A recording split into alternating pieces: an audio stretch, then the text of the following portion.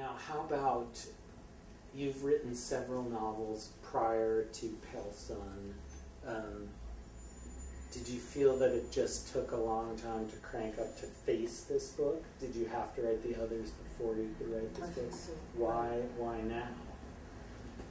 Well, it was really written under double constraint, and there were this formal constraint and also this injunction. So anyway, I didn't really have a choice. Probably, I don't know, maybe. Because what I did is that this book is actually a kind of this text is actually a kind of secondary text, since it's really built up around my father's manuscript. So it's really a sort of eco room. I mean, my aim was really to to build something around his voice in order to make it audible beyond absence.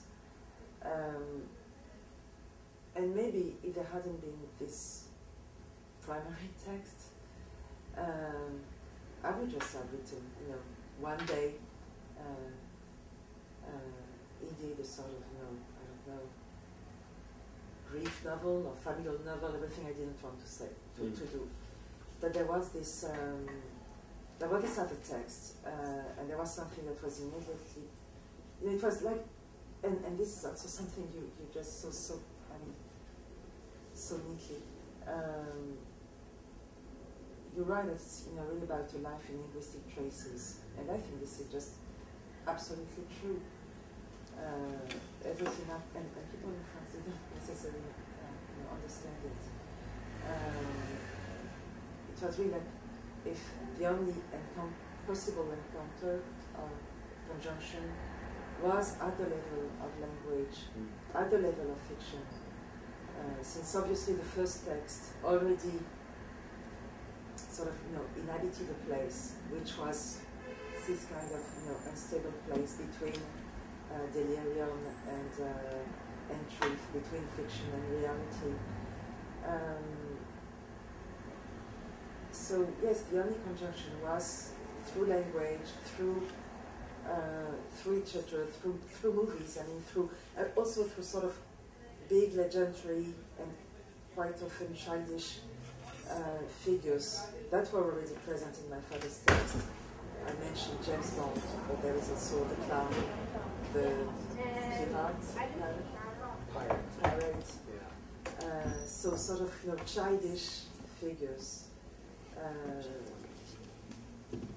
So in a sense, I only have to, how shall I say, to pursue, prolonger those lines of fiction that were already present in this text.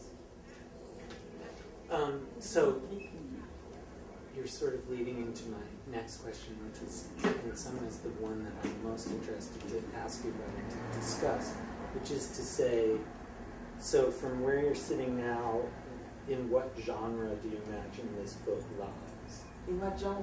Yeah. I really have a problem with genre too. No, I come from philosophy. Yeah. I had for a long time a very reluctant relationship to novel. My first text, which was never published, maybe for this reason, was just a kind of, I don't know, it was a mixture of poetry and philosophy, but it was just completely unpublished. And it's true that every time something like the idea of the desire of a novel just presents itself, I just think this won't be a novel, for sure. And this sort of initial reluctance probably dictates distortions inside the gender. Anyway, novel is not the gender. I mean, just the most plastic gender and everything. My last novel just published in France. I just at the beginning I just wanted to read it like a tragedy. It's a horror and it's about the Israelo-Palestinian conflict. So it's obviously it's obviously a big tragedy.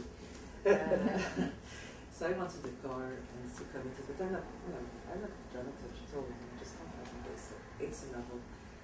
I'm now quite in peace with novel. I mean, I think that I now tend to think that novel is in itself an answer to maybe the question that dictates novels. I mean that of course when I was a teenager I thought poetry was the absolute. So writing novels was a kind of dependency. But novel is obviously the place where you can deal with both eternity and time, ecstasy and just dullness, where you have this, and I think really, the question that I sort of, turn around is, something like, it's Plotinus, this Greek philosopher I've been translating and working on, that actually formulates it. He says, comment revenir ici après avoir été là-bas? How to come back here after you've been there? Or something like that.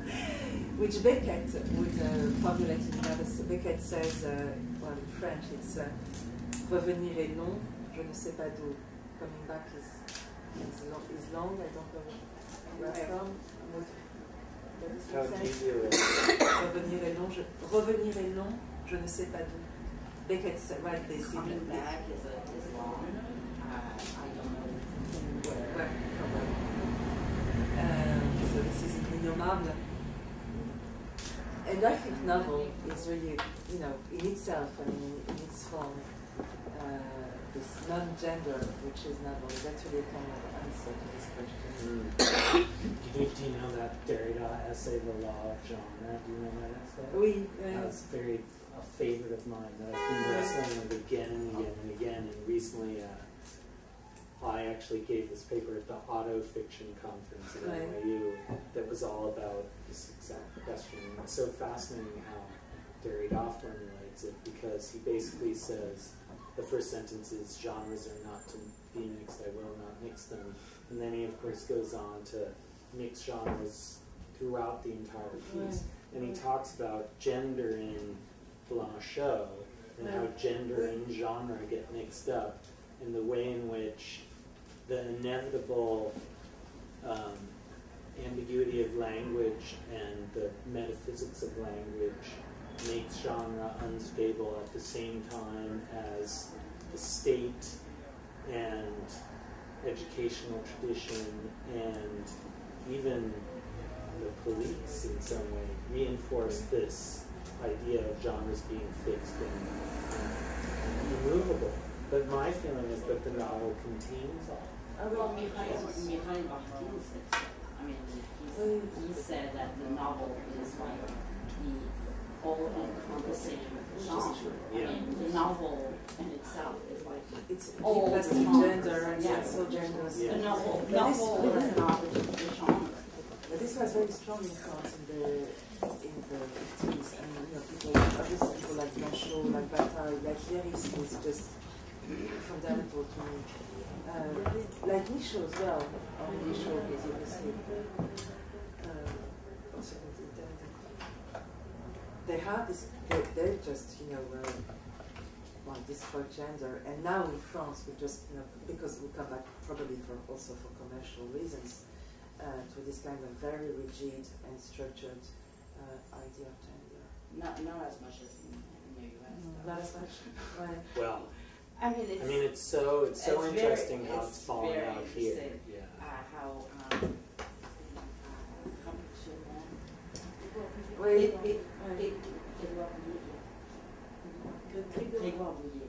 he wrote this book called Rapport sur moi, which was translated into English, and I mean, it is autofiction, but it is a novel. It is, and I tried to find it in English in an American and a New York bookstore.